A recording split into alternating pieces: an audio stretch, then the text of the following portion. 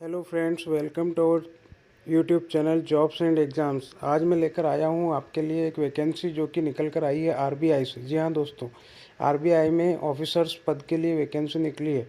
Grade B level की post है, आप ज़रूर भरिएगा। क्वालिफ़िकेशंस और समस्त प्रकार की जानकारी मैं इस वीडियो में आपके लिए लेकर आया हूं। आप ध्यान से सुने, देखें और उसके बाद आवेदन करें। वीडियो को पूरा बिना स्किप किए देखें ताकि आप एक एक चीज़ समझ पाएँ और उसके बाद ही आवेदन करें। मैं इसकी आवेदन करने की लिंक भी डिस्क्रिप्शन बॉक्स में छोड़ दूंगा, आप वहां से जाकर के डायरेक्ट आवेदन करने के लिए जा सकते हैं।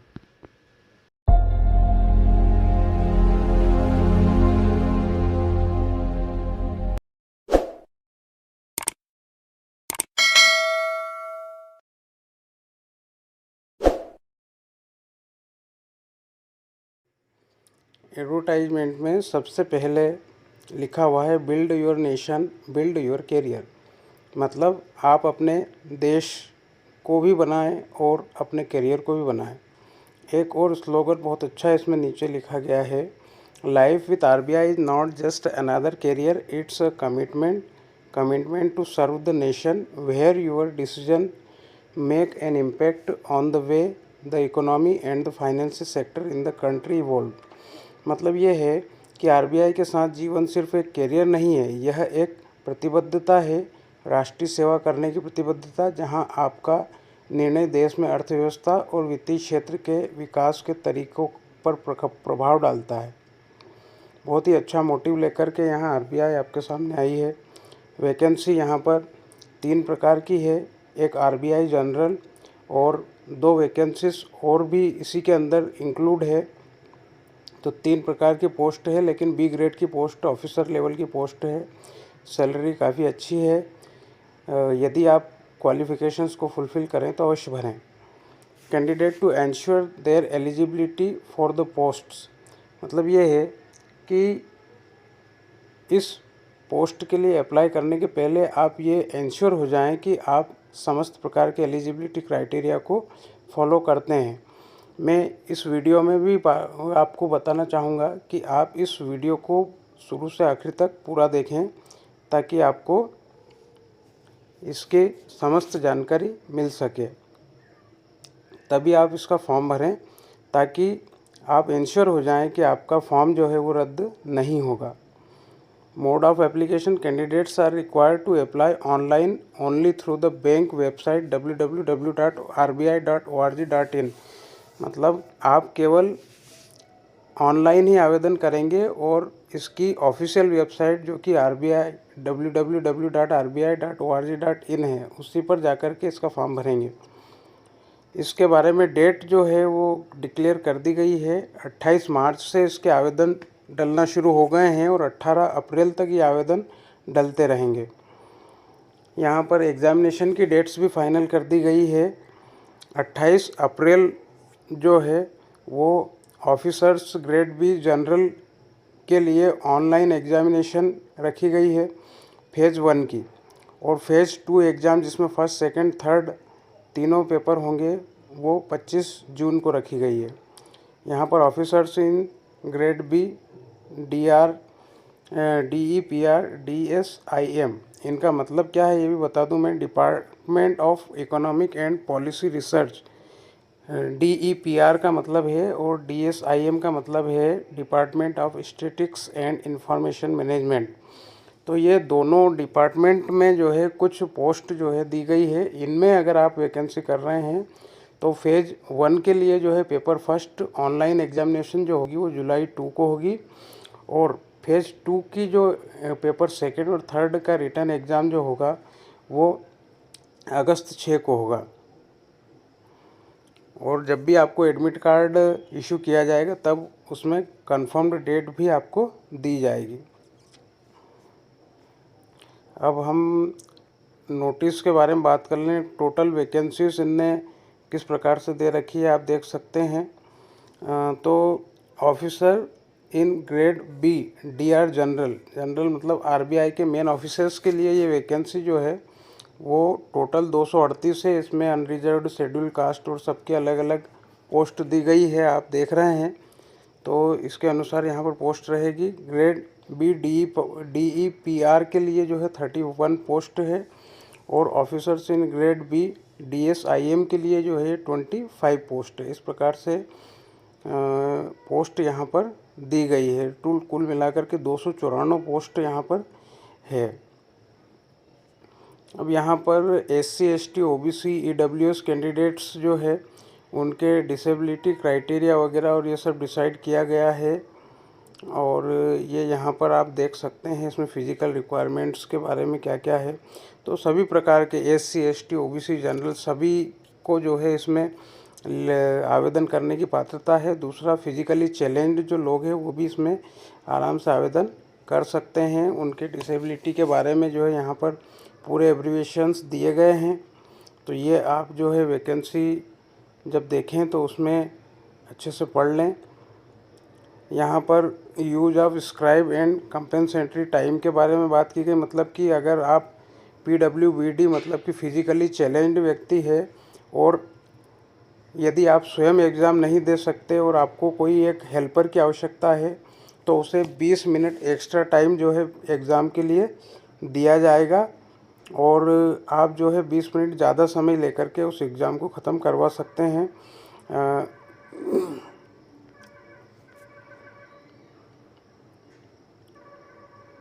अब सैलरी की बात कर लेते हैं। तो पे स्केल जो है यहाँ पे बहुत ही धांसू है।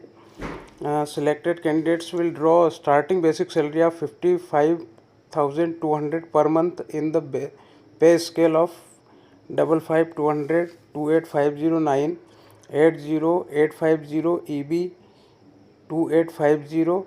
ये 7th पे कमीशन का स्केल है और इसके अंतर्गत जो है सैलरी दी जा रही है। टोटल जो ग्रॉस सैलरी है यहाँ पर 1,08,404 रुपये मिलने वाली है, और 15% आपको हाउस अलाउंस भी मिलेगा। अगर हाउस आपको प्रोवाइड नहीं किया जाता है तो आपको HRA मिलेगा, और अगर आपको हाउस प्रोवाइड किया जाएगा तो आपको HRA नहीं दिया जाएगा। इसके बाद में एलिजिबिलिटी कंडीशंस को भी हम देख लेते हैं। तो एलिजिबिलिटी कंडीशंस में नेशनलिटी है सिटीजन ऑफ इंडिया, भारतीय नागरिक होना ज़रूरी है, या आप नेपाल भूटान कहीं से आए हैं और भारत के किसी रिफ्यूजी कैंप में 1 जनवरी 1962 के पहले से रह रहे हैं तो भी आप भर सकते हैं, या आप ऐसे भारतीय हैं जो कि Pakistan, Burma, Sri Lanka, east Africa, Kenya, Uganda, United Republic of Tanzania, Zambia, Malawi, जायरे, Ethiopia और वियतनाम आदि से आकर के परमानेंटली भारत में सेटल हो चुके हैं तो भी आप आवेदन कर सकते हैं। अब age limit, candidate must have attend the age of 21 and must not have attend the age of 30। मतलब आप कम से कम 21 साल के होना चाहिए और अधिक से अधिक 30 साल के होना चाहिए।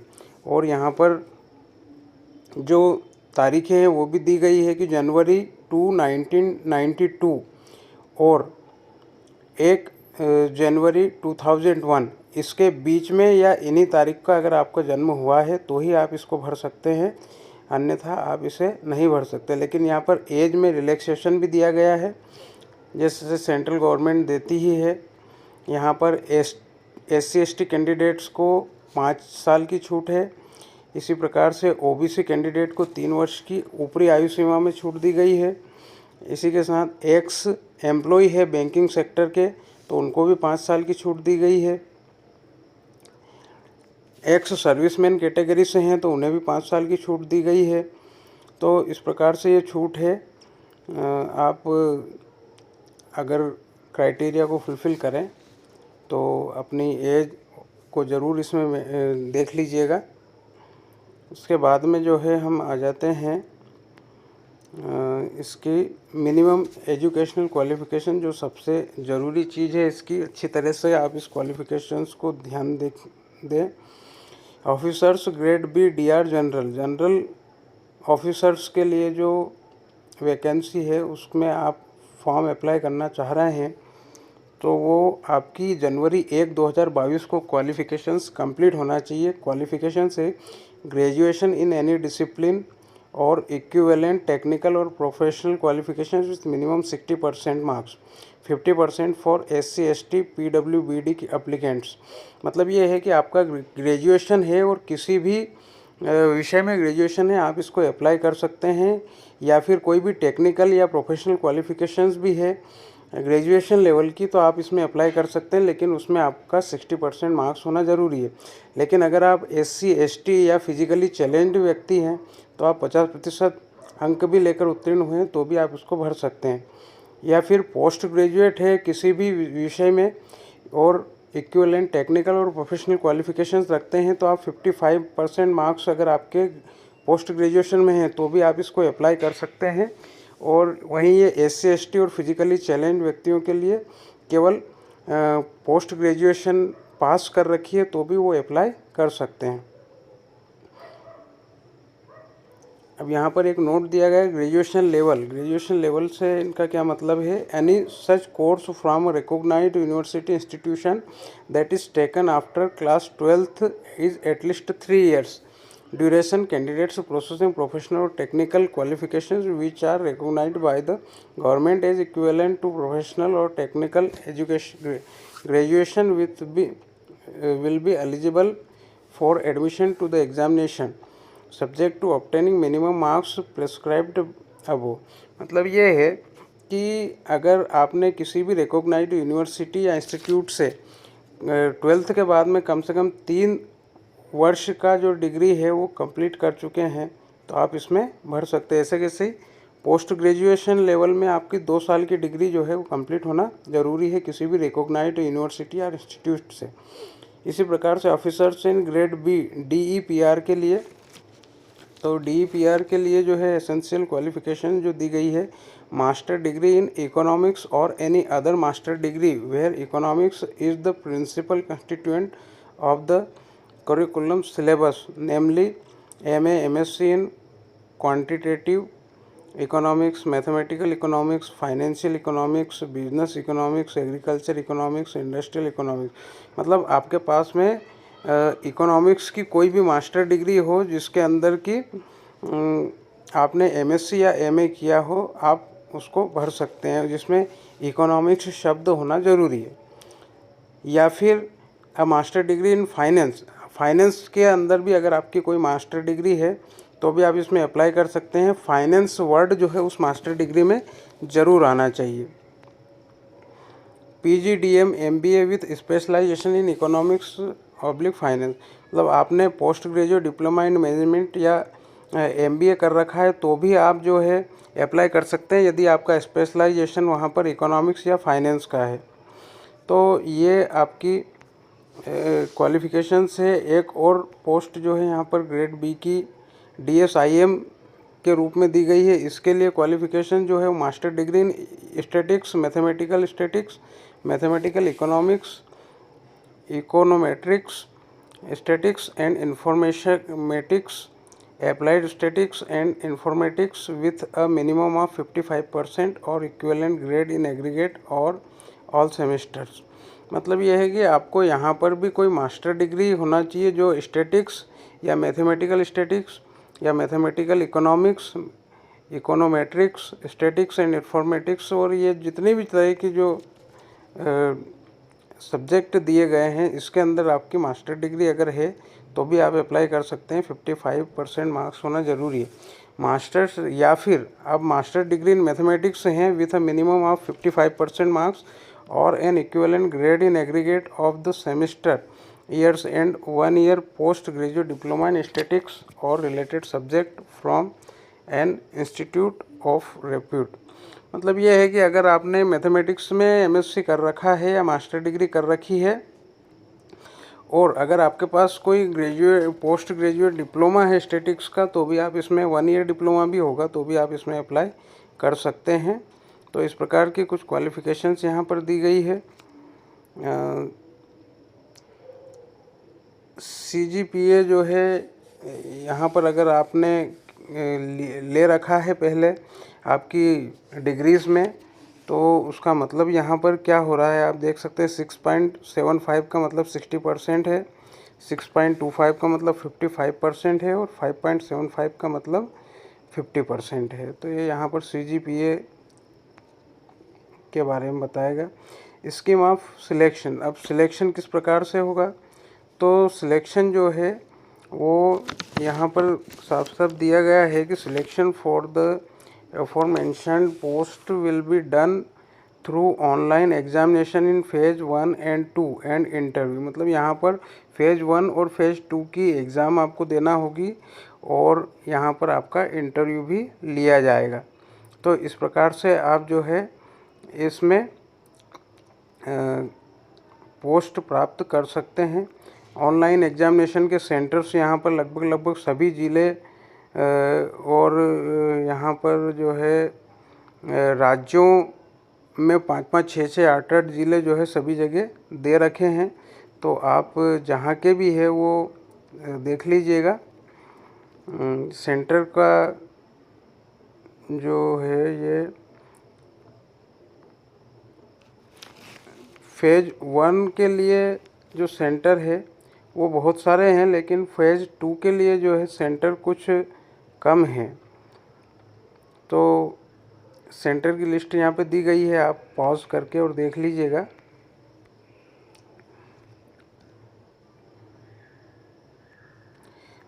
यहाँ पर एप्लीकेशन फ़ीस के बारे में जानकारी दी गई है। SC ST या फिजिकली चैलेंज्ड है तो आप 100 रुपीज़